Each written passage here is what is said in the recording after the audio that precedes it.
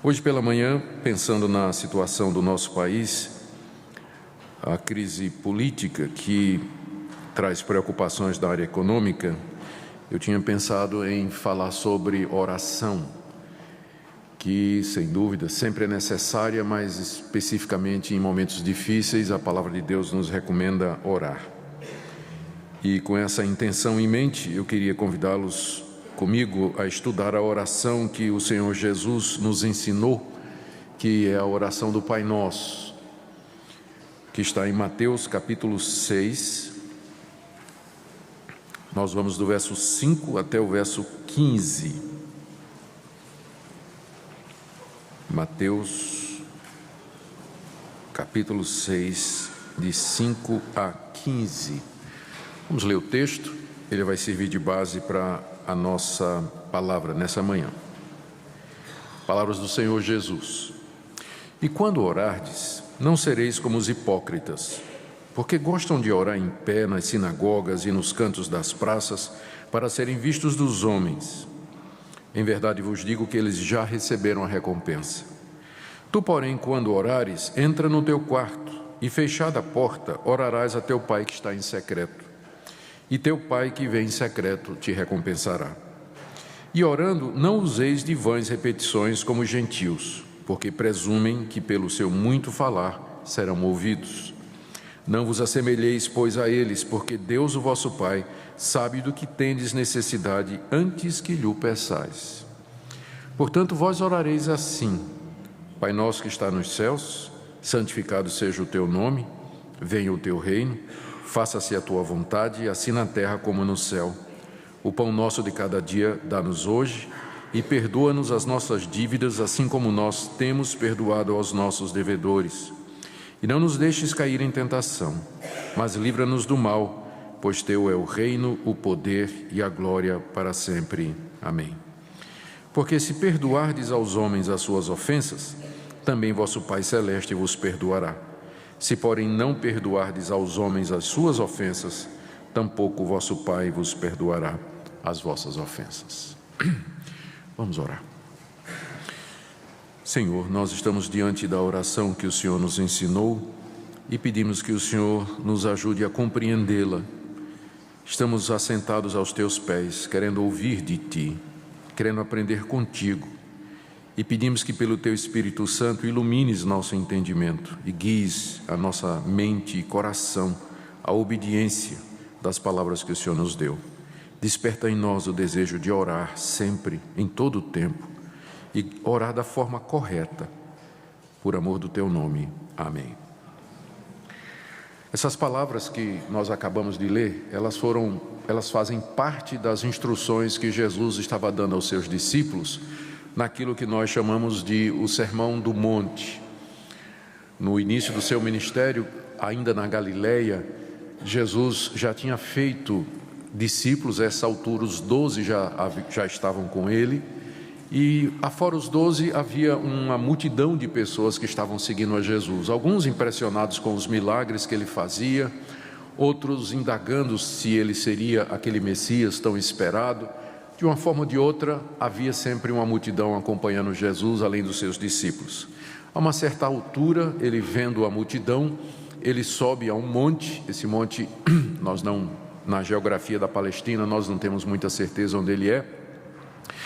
Só que ele faz isso estrategicamente na posição em que ele fica acima da multidão, e ele então se dirige aos seus discípulos, particularmente, embora com certeza a multidão também devia estar ouvindo, e ele começa a dar instruções a respeito do reino de Deus.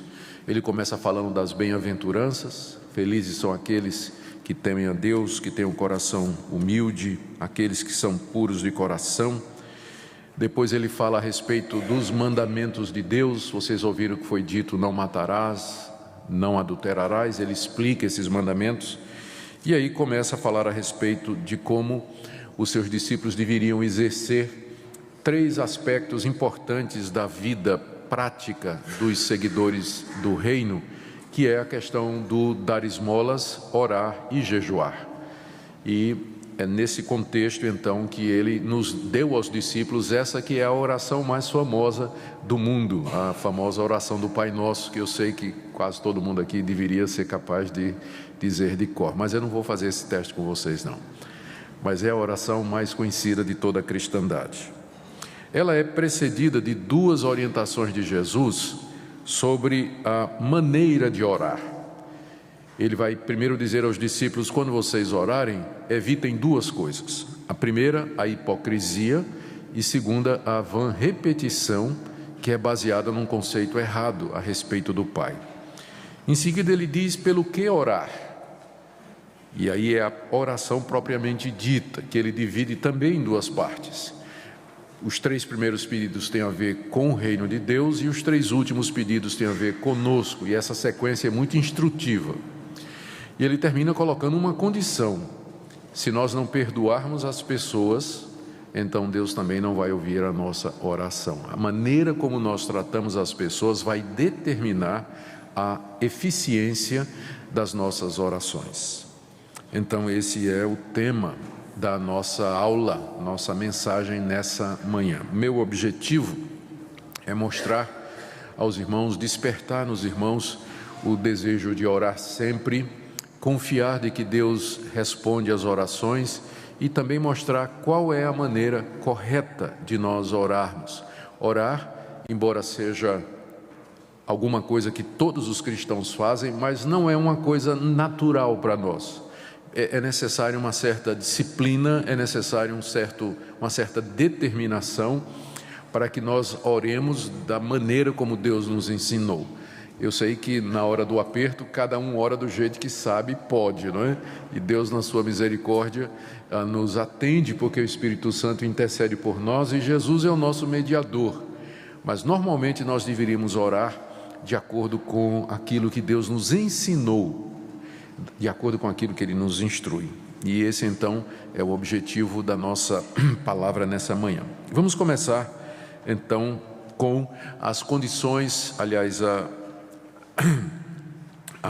as duas coisas que Jesus ensinou aos discípulos, a nós, que deveriam ser evitadas na oração. Eu chamo a sua atenção, em primeiro lugar, no verso 5, para as palavras iniciais com as quais Jesus introduz o assunto. Ele diz assim: e quando orardes.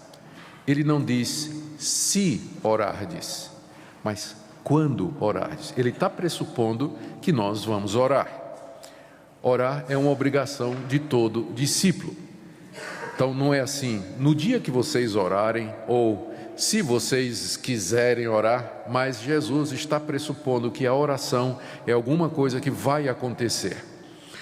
Não há no Novo Testamento nenhuma orientação sobre o tempo da oração. A Bíblia não diz quanto tempo a gente tem que orar. 5 minutos, 10 minutos, 1 hora, meia hora.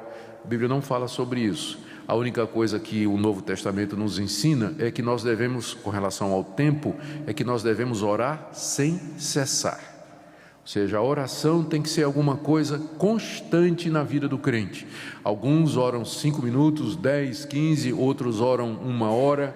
Eu acredito pessoalmente que quanto mais tempo nós tivermos com Deus, melhor.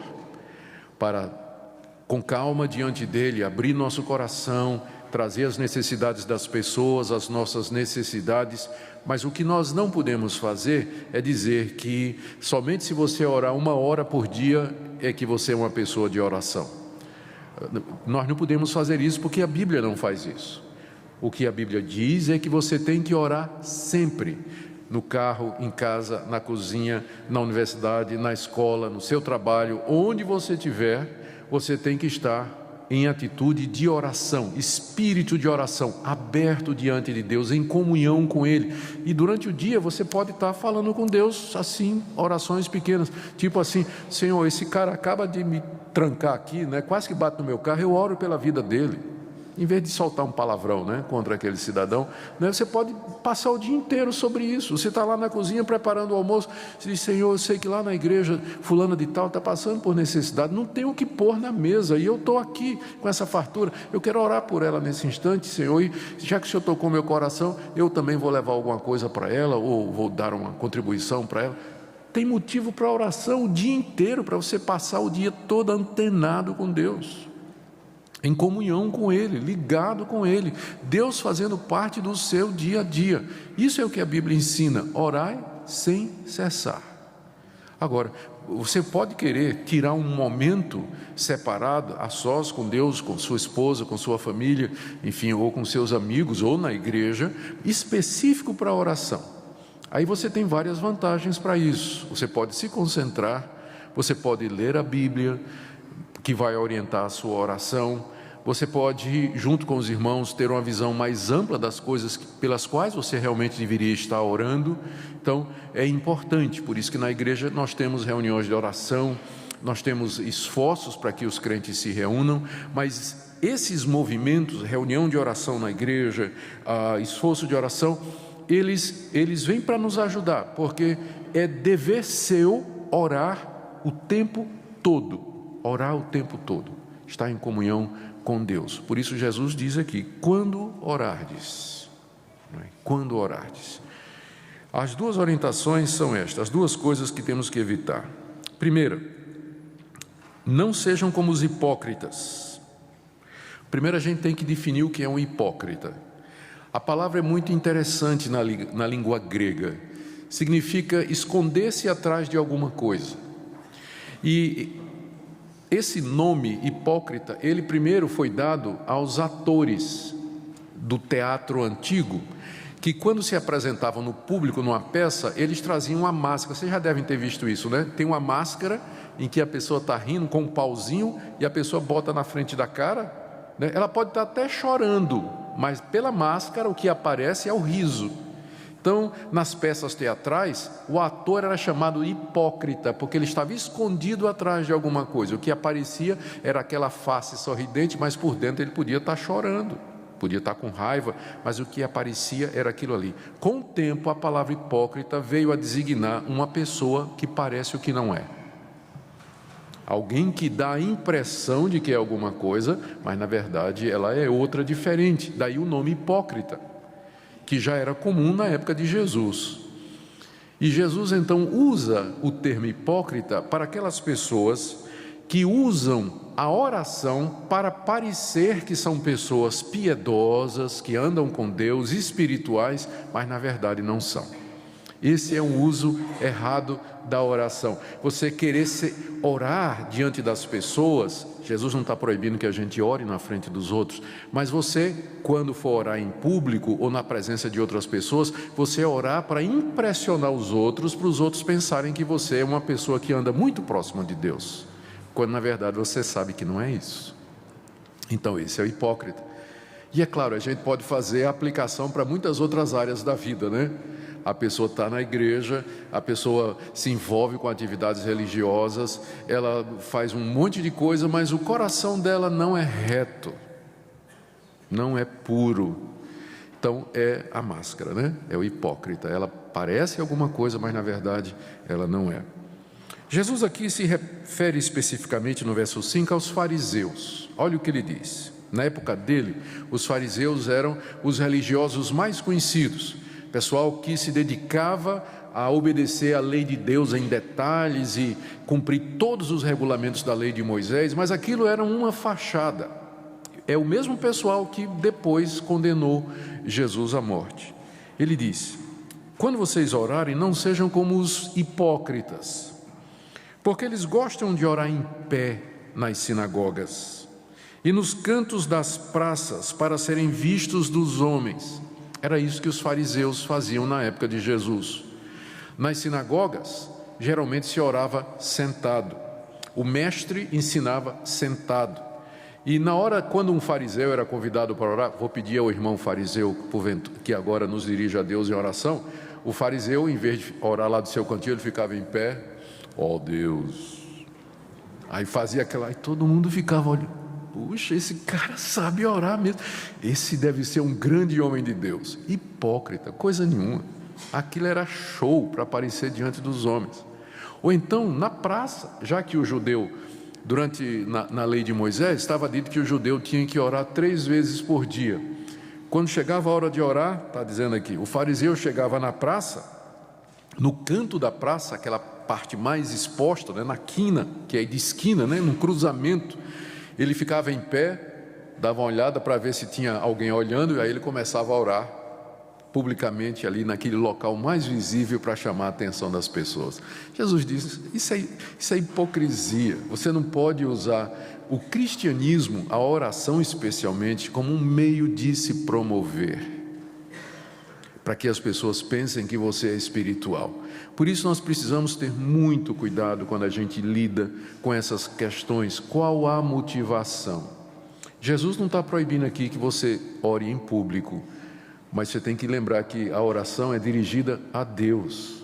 E nós não podemos usar a oração para impressionar as pessoas ou dar a impressão de que nós somos aquilo que na verdade no íntimo nós não somos. Jesus diz aqui que na verdade eles já receberam a recompensa. Qual é a recompensa? O aplauso humano. As pessoas dizendo, puxa, que pessoa espiritual. Pronto, é tudo que você vai receber. A sua oração não vai ser atendida por Deus. O máximo é essa recompensa humana que você vai ter. Aí então, o que fazer? Verso 6. Tu, porém, quando orares, entra no teu quarto e, fechada a porta, orarás a teu pai que está em secreto, e teu pai que vê em secreto te recompensará.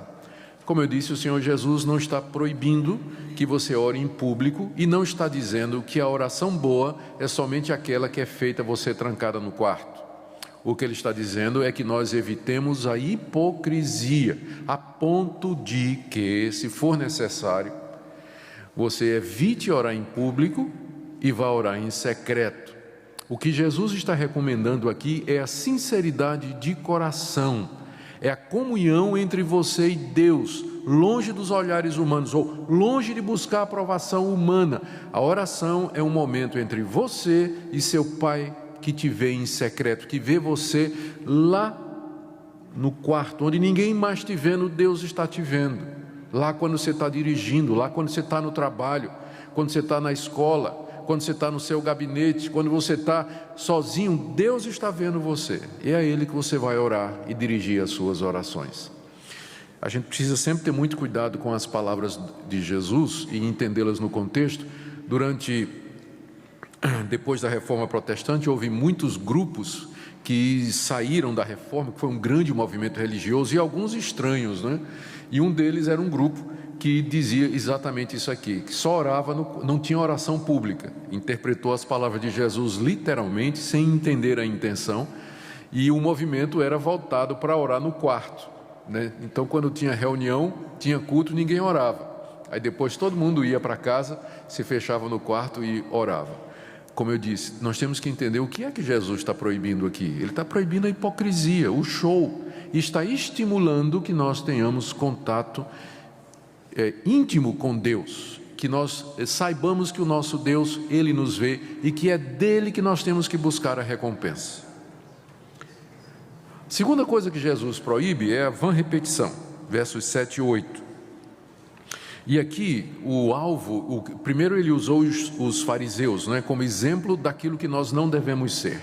E agora ele usa os pagãos como também exemplo de como não devemos orar. Os pagãos, eles também eram bastante religiosos. A gente às vezes pensa que só os cristãos é que são religiosos. Não, os pagãos têm as suas religiões, eles acreditam nos seus deuses, eles oram a seus deuses, eles trazem ofertas para os seus deuses, eles seguem o código moral que eles acham que vem dos deuses deles. O problema é que isso não é baseado na revelação de Deus, vem da imaginação humana, não só os deuses, mas também todo esse sistema religioso que eles têm. E aí, porque esses deuses não são deuses verdadeiros, nas religiões pagãs, nas religiões que não são o cristianismo, você vai encontrar muito desse negócio de mantra, de repetir orações, como se a repetição de determinadas frases, de determinadas palavras, tivessem um poder mágico para influenciar a divindade. Então os pagãos ficavam repetindo frases diante dos seus deuses. Você tem um exemplo disso no Antigo Testamento, quando Elias desafiou os profetas de Baal. Vamos ver qual é o Deus verdadeiro. Um altar para Baal, que era o Deus pagão que estava sendo adorado em Israel, e um altar para o Deus verdadeiro. Os profetas de Baal, e esse foi o acordo, não é? A competição, deviam orar a Baal para que Baal mandasse fogo do céu para provar que era Deus. E eles passaram o dia inteiro gritando: responde Baal, e ficavam pulando ao redor do altar, se cortava com faca, e responde Baal, e Elias, que não era nem um pouquinho politicamente correto, dizia: grita mais alto, pode ser que ele foi no banheiro, ou então foi para fazer alguma coisa, né? Grita aí mais alto para ver se Baal responde, e o pessoal repetindo: responde Baal. Elias, chega a vez de Elias, ele vai ao altar que ele erigiu e manda botar água em cima para deixar bem molhadinho o animal que estava morto, e ora uma vez só e diz: Deus, responde para que eles vejam que tu és Deus. E desce, todo mundo conhece a história, desce fogo do céu e consome o altar. É esse contraste que Jesus está fazendo aqui. Quando vocês orarem, não sejam como os gentios, porque eles pensam que pelo muito falar eles serão ouvidos. É porque eles não sabem quem é Deus. Jesus explica: vocês não devem ser semelhantes a Ele, verso 8, porque o vosso Pai sabe do que tendes necessidade antes que lhe o peçais. Antes de nós pedirmos, antes de verbalizarmos a nossa necessidade, Deus já a conhece, porque o nosso Deus é onisciente, onipotente e onipresente. Ele não é como esses deuses da imaginação humana, mas Ele é o Deus que conhece todas as coisas. É o Deus que tem conhecimento dos menores detalhes sobre a sua vida. Ele não somente sabe tudo o que você precisa, mas Ele sabe exatamente o que você precisa, mesmo que você às vezes peça outras coisas. Ele sabe do que é que você de fato precisa.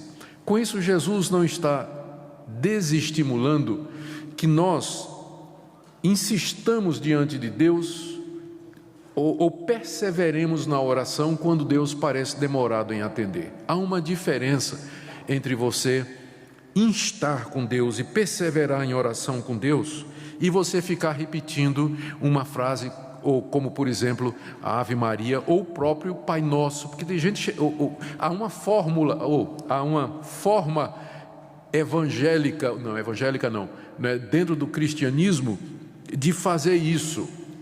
E nós temos isso, o melhor exemplo é o da Igreja Católica, onde os fiéis são ensinados a rezar 10 Ave Marias ou 20 Pai Nossos para conseguir uma graça, ou para serem perdoados por Deus, ou para pagar algum tipo de pecado como penitência.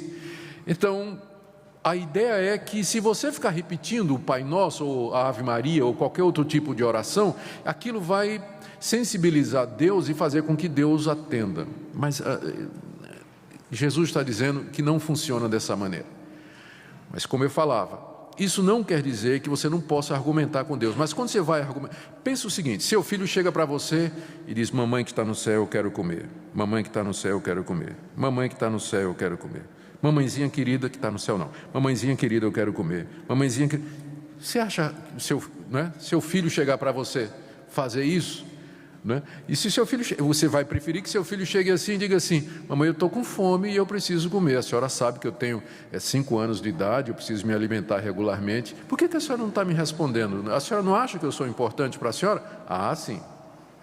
Então isso é insistir na oração, isso é perseverar com Deus. Por que você não está me respondendo, Senhor?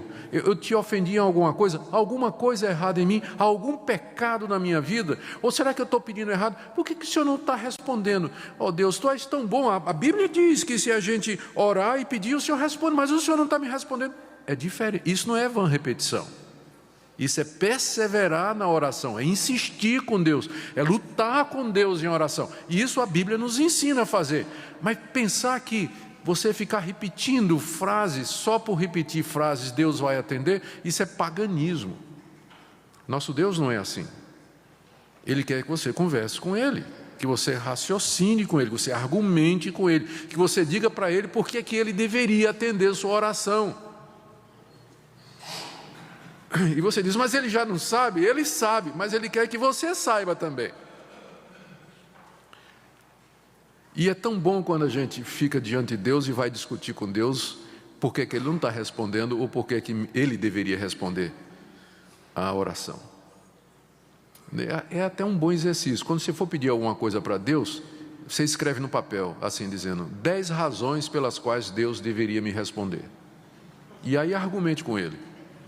Aí você vai ver que de repente você não está tão precisando daquela coisa mesmo, não é? Que às vezes nós levamos a Deus necessidades que não são necessidades e que nós podíamos passar muito bem sem aquelas coisas que nós estamos pedindo.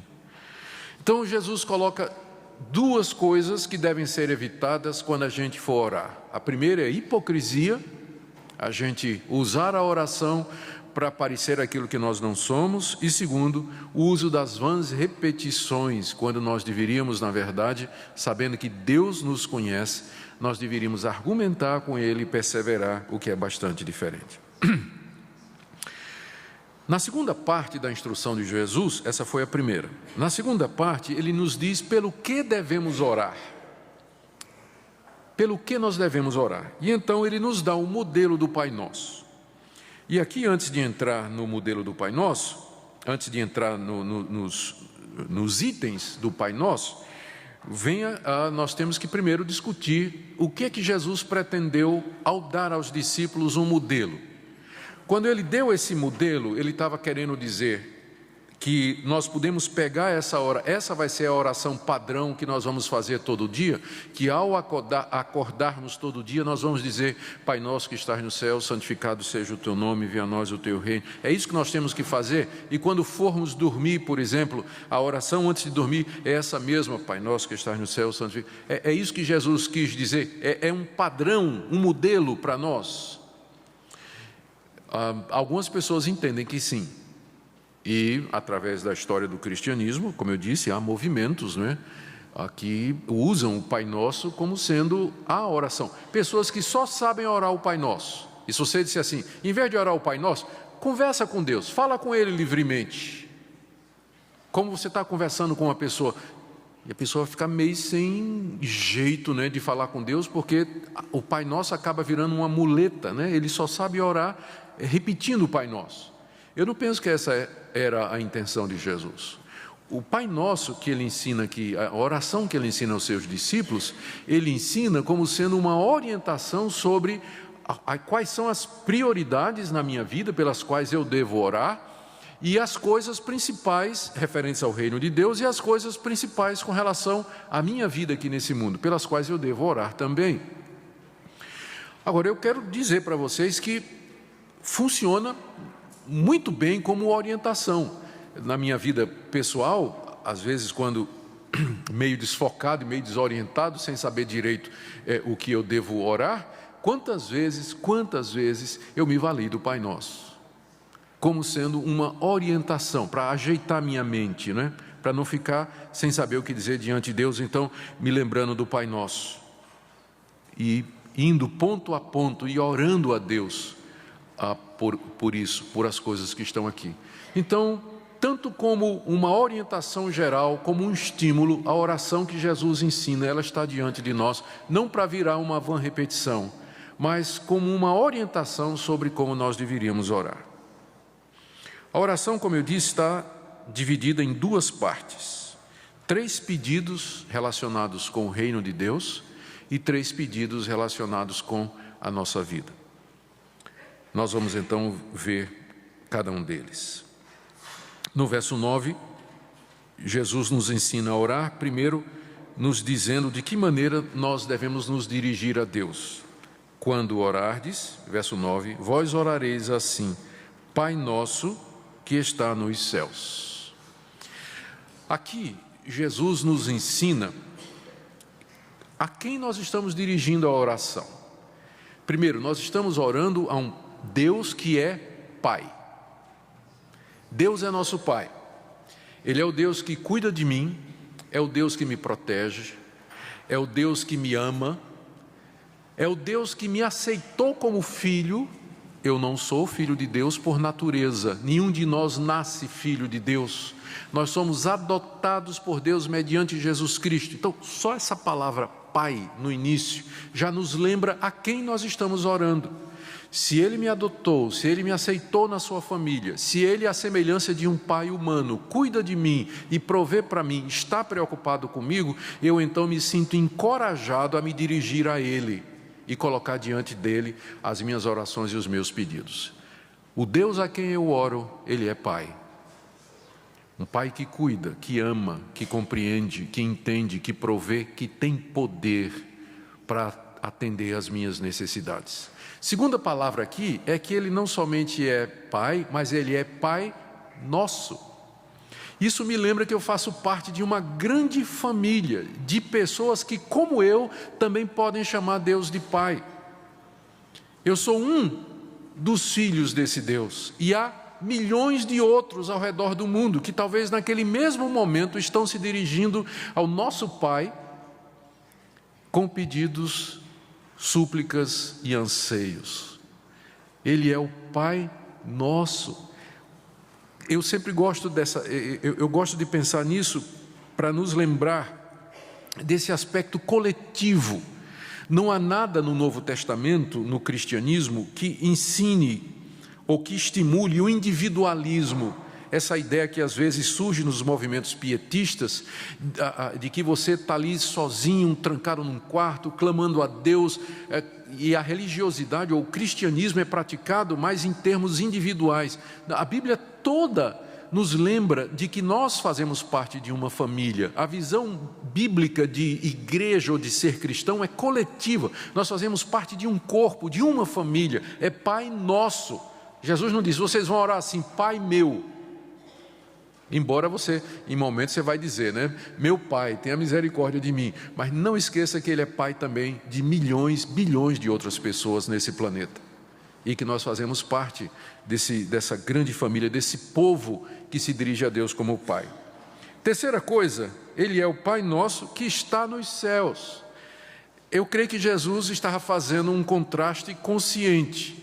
Ele é Pai, mas Ele é o Pai celeste. Ele é distinto dos pais humanos. Os pais humanos, por melhores que sejam, eles são falíveis. Eles erram na criação dos seus filhos, na educação dos seus filhos. Eles não têm recursos, às vezes, para cuidar das necessidades reais dos seus filhos. Mas o Pai que está nos céus, Ele é infalível, Ele é todo-poderoso, Ele é todo-amoroso. Ele é distinto dos pais humanos, porque Ele é o Pai celeste. Ele é completamente outro nesse sentido. A figura do Pai é usada, então, para ilustrar o que Deus é e para nos encorajar a nos dirigir a Ele. Ele é tudo de bom que um pai terreno tem e sem nenhum dos defeitos que o pai terreno tem. Esse é o Pai ideal. Então, Ele é o Pai que está nos céus e por isso nós podemos chegar diante dEle. Bom, 3 pedidos então. Os 3 primeiros pedidos têm a ver com Deus. Jesus nos ensinou a orar, primeiro, santificado seja o teu nome. Segundo, venha o teu reino. Terceiro, faça-se a tua vontade. E só depois é que Ele diz, dá-nos o pão de cada dia, perdoa as nossas dívidas e não nos deixes cair em tentação. Então, a ordem em que Jesus colocou os pedidos, ela é instrutiva, porque Jesus nos ensina a orar primeiro pelo reino de Deus, pelas coisas referentes ao reino de Deus, ao nome de Deus e à vontade de Deus. Só depois é que vem os pedidos de pão, perdão e proteção.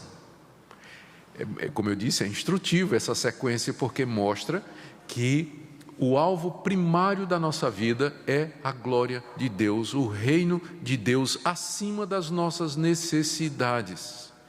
E eu queria que você agora fizesse uma análise da sua vida de oração. Quando você vai orar, você pede pelo quê?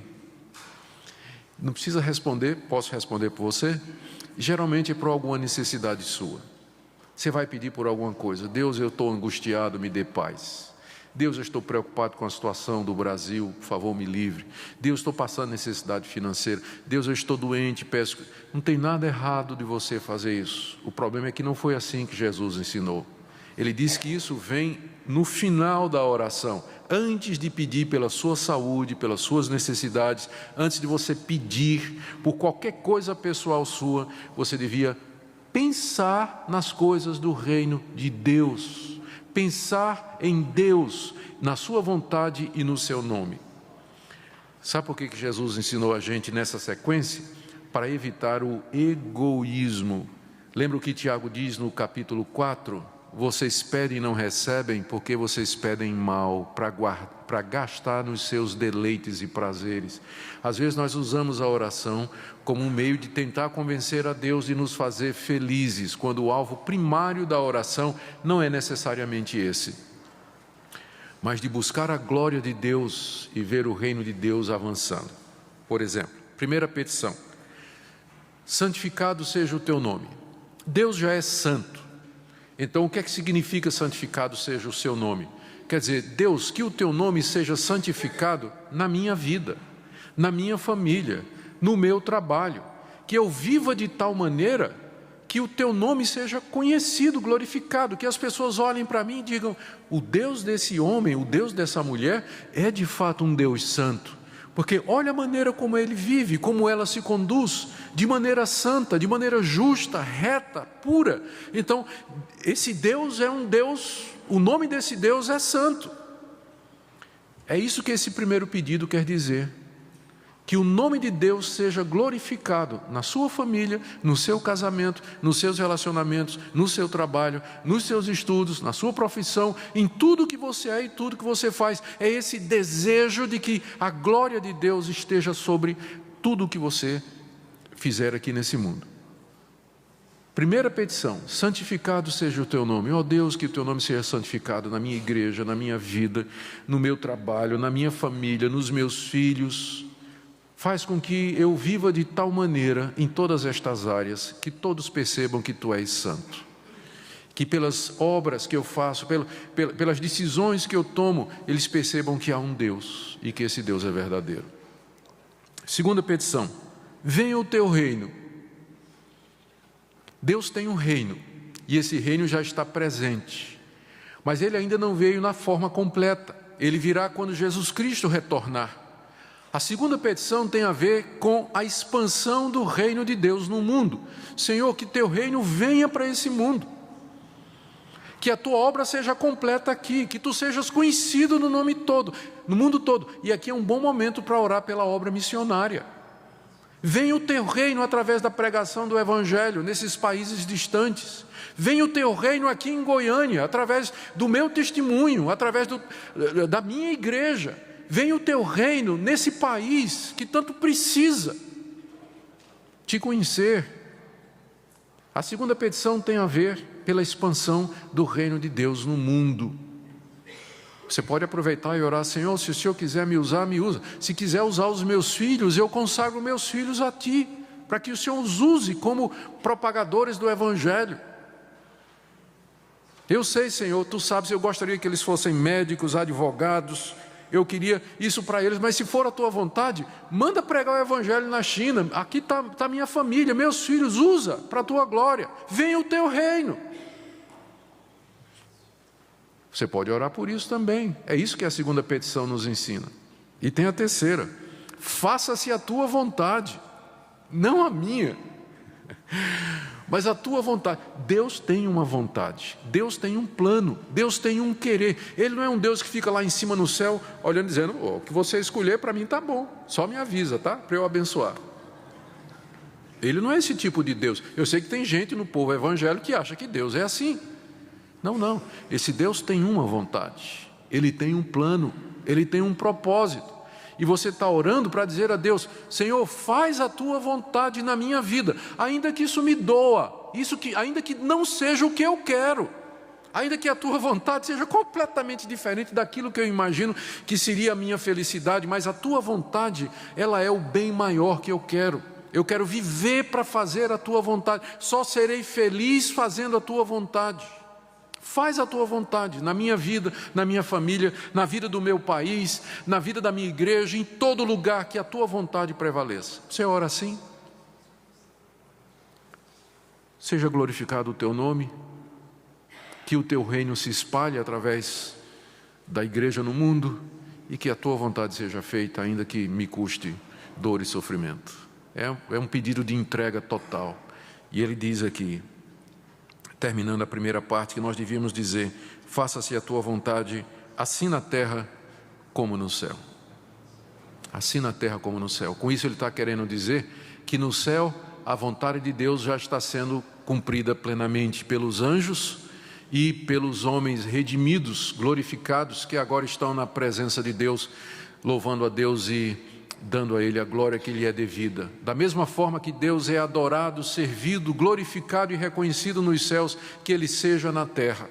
Que o nome dEle, que o reino dEle venha, que o nome dEle seja conhecido e glorificado e que a vontade dEle finalmente domine. Essa é a oração mais profunda que você poderia fazer. E agora você pode entender porque pão, perdão e proteção são secundários. Eles vêm depois, na sequência que Jesus está ensinando.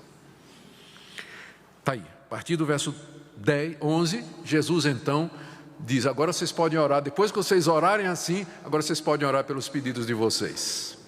E tem 3 coisas que Jesus colocou como sendo alvo das nossas orações pessoais e particulares, para as nossas necessidades. Primeiro, o pão nosso de cada dia nos dá hoje. É fácil lembrar, porque tudo começa com P, né? Pão, perdão e proteção. Vamos começar com o pão. A oração é, o pão nosso de cada dia nos dá hoje.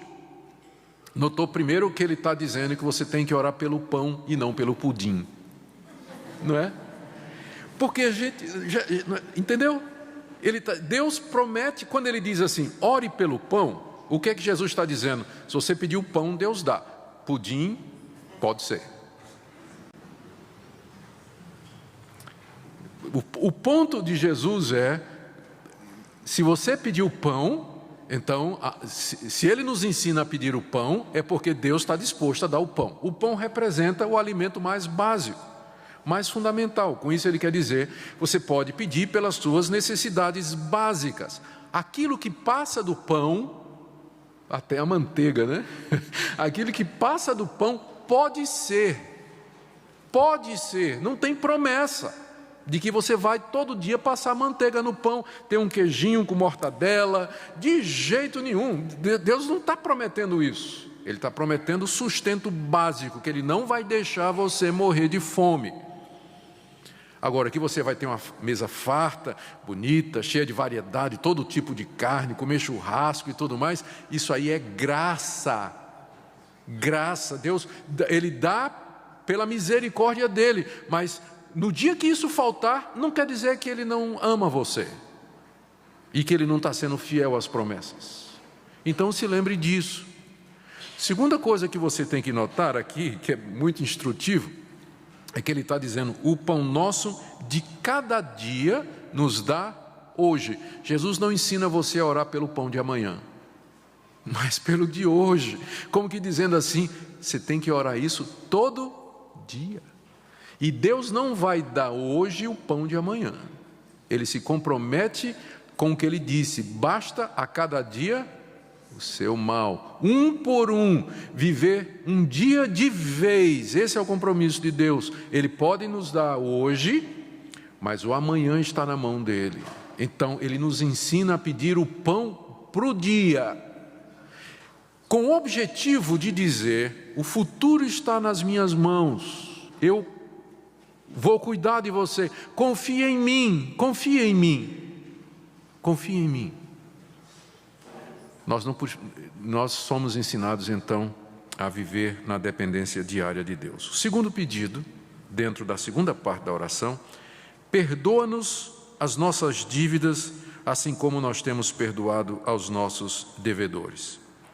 Embora a palavra dívida é comumente usada no Novo Testamento para dívida financeira, você está devendo dinheiro, mas aqui é usado figuradamente para a nossa dívida diante de Deus, ou seja, o pecado é visto aqui, quando nós quebramos a lei de Deus, o pecado é visto como uma dívida que você contrai diante de Deus. Quando você peca, você se torna devedor a Deus. Por quê? Porque você ofendeu a honra de Deus, você desobedeceu ao seu Criador, você entristeceu aquele que é o seu Pai e que tem uma vontade e que é santo, como a primeira parte da oração diz. Então, quando nós desobedecemos a esse Deus, nós nos tornamos devedores e, portanto, sujeitos ao castigo de Deus, à repreensão de Deus, à disciplina de Deus. E como nós não podemos pagar os nossos pecados, nós não podemos pagar pelas nossas boas obras, nós não podemos pagar com o nosso dinheiro, nós não podemos pagar dando dízimo, nós não podemos pagar fazendo longas orações, nós não podemos pagar nos retalhando e derramando o nosso sangue. Então só resta uma opção quando você peca, é você chegar diante de Deus e dizer: Deus, me perdoa, eu não posso pagar os meus pecados, eu errei, estou em dívida para contigo, não tem nada que eu possa fazer, a não ser te pedir perdão, que o Senhor me perdoe. É isso que Jesus está ensinando: perdoa as nossas dívidas, porque você não tem como pagá-las. Por isso só lhe resta pedir a Deus que Ele lhe perdoe, que Ele tenha misericórdia de você. O mesmo Deus que disse que lhe daria o pão, é o mesmo Deus também que vai lhe dar o perdão. E se Jesus nos ensina a orar assim, é porque Deus está disposto a perdoar cada um de nós que chega diante dEle, nessa atitude de quebrantamento, humildade e arrependimento. Só que Jesus aqui coloca, depois de nos ensinar a pedir perdão pelas nossas dívidas, Ele coloca uma espécie de condição que Ele vai repetir no final, quando Ele termina de explicar o que é a oração. Ele diz: perdoa-nos, assim como nós temos perdoado aos nossos devedores. Puxa vida, e agora, hein? Você chega diante de Deus e diz assim: Deus, eu venho pedir perdão pelos meus pecados. E Deus diz: e Maria, que você não perdoou? E Maria, e João, contra quem você está ressentido e com quem você já não fala há vários dias? E fulano de tal, que você não quer nem ver a pessoa, nem falar com a pessoa. Como é que você está aqui me pedindo para eu lhe perdoar, quando você não perdoou as pessoas que lhe ofenderam? E você continua sem falar com elas, você não quer ouvir falar do nome delas, você não quer nenhum relacionamento com elas, e você tem a cara de pau de chegar aqui e pedir que eu lhe perdoe? É mais ou menos isso aqui, a cena que eu imagino que Jesus está descrevendo, quando Ele diz: perdoa as minhas dívidas, como eu também perdoo aqueles que me ofenderam e que estão devendo a mim, que de alguma forma me feriram ou me machucaram. Em outras palavras, Jesus está condicionando, e eu quero ser bem claro aqui para não dar ideias erradas, Jesus está condicionando o perdão de Deus a você perdoar as pessoas. E eu quero pular aqui já para o final, eu vou voltar para a tentação, mas no verso 14 e 15, Jesus expande isso. Ele diz assim: porque se perdoardes aos homens as suas ofensas, também vosso Pai Celestial vos perdoará. Se, porém, não perdoardes aos homens as suas ofensas, também vosso Pai não perdoará as vossas. O que Jesus está dizendo aqui? Que o perdão, ele é decorrente do perdão que eu dou para os outros? Eu creio que ele está dizendo isso sim. Mas nós temos que entender alguma coisa mais fundamental por detrás. Somente aqueles que são filhos do Pai que está no céu e que foram transformados, nasceram de novo, ganharam uma nova natureza, têm o Espírito Santo morando neles, somente estes são capazes de perdoar de verdade. Portanto, o perdão, não é que o perdão que você dá a uma pessoa garante o perdão que você vai receber de Deus, mas o fato de você perdoar quem lhe ofende ou quem lhe entristeceu é uma prova de que você é filho de Deus e que está perdoado por Ele e que vai receber o perdão de Deus.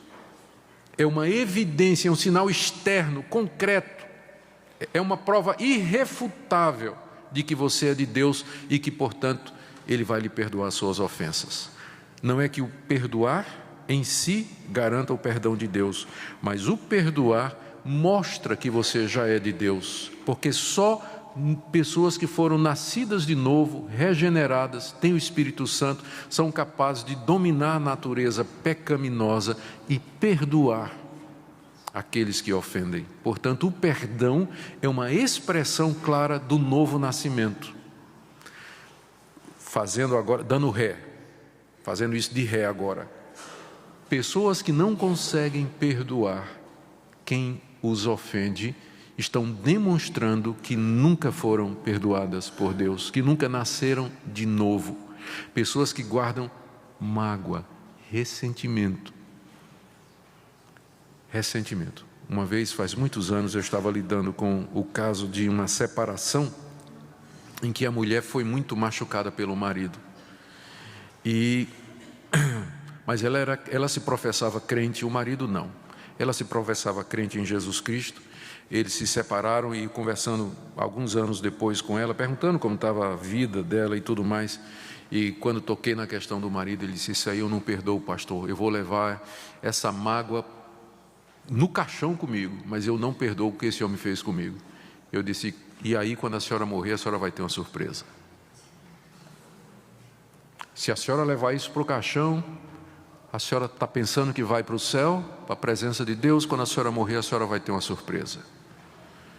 E eu digo a mesma coisa a todos nós: se você levar para o caixão, você está dizendo ao mundo que você nunca foi de fato perdoado por Deus, que você nunca de fato experimentou o perdão de Deus, porque essa é a história que Jesus vai contar mais adiante. Lembra da parábola do credor incompassivo? Daquele homem que foi perdoado uma nota e depois não quis perdoar aquele que lhe devia 10 contos. O rei ficou furioso, o rei que o tinha perdoado ficou furioso e o lançou na prisão até que ele pagasse tudo. Gente, isso aqui é coisa muito séria. Veja como a vida de oração, ela está pendurada nesse relacionamento com as outras pessoas. E eu queria que você pensasse nisso nessa manhã. Por que será que minhas orações, a minha vida de oração, talvez não é tão eficiente? Por que eu não vejo respostas? Por que eu não tenho essa intimidade toda com Deus? Por que eu estou me sentindo culpado o tempo todo? É meio nebuloso meu relacionamento com Deus. Eu peço que você pare e examine o seu relacionamento com outras pessoas. A questão do perdão. Não estou dizendo que você tem que viver de braço dado com todo mundo que lhe magoou. Não é isso que eu estou dizendo. Porque definitivamente tem situações em que não dá para caminhar juntos, mas isso é outra coisa. É você não ter nada mais, é você estar livre para aquela pessoa no seu coração. É você estar livre no coração. E eu já descobri na minha vida que isso é uma decisão que você toma. Tem gente que fica esperando assim: eu vou esperar sentir vontade de perdoar. Mas perdão não é um sentimento, perdão é uma decisão. Perdão é a decisão que você toma. É você chegar diante de Deus e dizer assim: Deus, eu perdoo fulano agora. Em nome de Jesus, ele está perdoado. Você está sentindo raiva do cara. Irrelevante. É uma decisão. Senhor, eu perdoo, ele está perdoado. A partir de agora, eu vou tratar essa pessoa como se ela nunca tivesse me ofendido. Isso significa que eu vou falar com ela, que eu vou orar por ela. Se ela precisar de alguma coisa, eu vou dar. Não quer dizer que eu vou morar na casa dela. Mas eu vou tratar como se ela nunca tivesse me ofendido. É isso que é perdoar. É isso que é perdoar. Se não perdoardes aos homens as suas ofensas, também vosso Pai Celeste não vos perdoará. Voltando agora para a oração, para a última parte, eu vou terminar. Jesus nos ensinou a pedir 3 coisas por nós: pão, já falei, perdão, acabo de falar, e tentação. E proteção, desculpa. Verso 13. E não nos deixes cair em tentação, mas livra-nos do mal. A tentação aqui é uma referência, provavelmente uma referência a Satanás, porque a palavra mal pode ser traduzida como maligno, mas livra-nos do maligno. Ou talvez, quando ele diz livra-nos do mal, não é? O mal aqui personificado na pessoa de Satanás, que tenta o cristão. O diabo e seus anjos, que nos tentam diariamente, procurando nos afastar de Deus, enchendo o nosso coração de mágoa e de ressentimento, não é? Dizendo na nossa cabeça: tu vai perdoar fulano e tal, depois de tudo que ele fez, não é? Pode saber que perdoar não é fácil, porque tem um mal que está ao nosso redor. Talvez não sem razão, é que ele vem na sequência, depois de dizer: perdoa as nossas dívidas, e não nos deixes cair em tentação. Qual seria a tentação? Não perdoar. Ficar ressentido, magoado, coração cheio de feridas a vida toda. Não nos deixes cair em tentação, mas livra-nos do mal, porque Ele é o nosso Deus. Ele é todo poderoso, Ele mantém Satanás na coleira. O diabo só nos tenta até um limite que Deus permite, Por isso eu digo, Senhor, não me deixa cair em tentação. E é um bom momento quando você está orando aqui, você lembrar quais são as áreas. Senhor, não me deixa cair em tentação, porque eu me sinto tão tentado a cair fora do meu casamento, mesmo que minha mulher não me traiu, nem me largou, mas eu estou tentado a sair fora, não me deixa. Senhor, eu estou tão tentado nessa crise financeira que nós estamos passando a entrar no desespero, fazer alguma coisa errada, não me deixa fazer isso. Senhor, eu estou tão tentado a viver me sentindo vítima e não me deixa. Você sabe quais são as suas áreas fracas. É um bom momento de você pedir a Deus, não me deixa cair nessas tentações. O Senhor me deu uma namorada tão bonita, Deus, não me deixa cair na tentação. Me ajuda a esperar por ela até eu casar. Não me deixa cair na tentação, porque é grande, para todo mundo parece a coisa mais normal do mundo. Mas eu sei que não é para ti. Não me deixa cair em tentação. Senhor, eu estou doido para falar mal de fulano, mas não me deixa cair em tentação. Amarra minha língua, Senhor, costura minha boca, não vou falar mal. Não me deixa cair em tentação.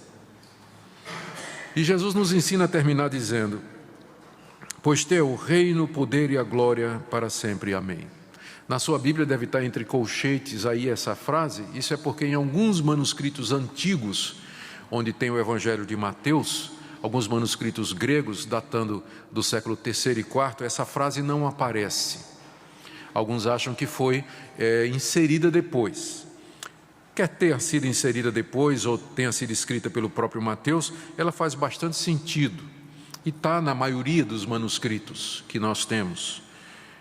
Então, o que Jesus está nos ensinando ao final da oração é dizer, Deus, santifica o teu nome, venha o teu reino, tua vontade faz, dá-nos o pão, dá-nos o perdão e dá-nos a proteção, pois teu é o reino, tu és o rei e tu tens poder para fazer todas estas coisas. Teu é o poder. Não te faltará, ó Deus, habilidade, capacidade, sabedoria, recursos, para o Senhor me dar o pão, o perdão e a proteção, pois teu é o poder, não estou orando a um Deus morto.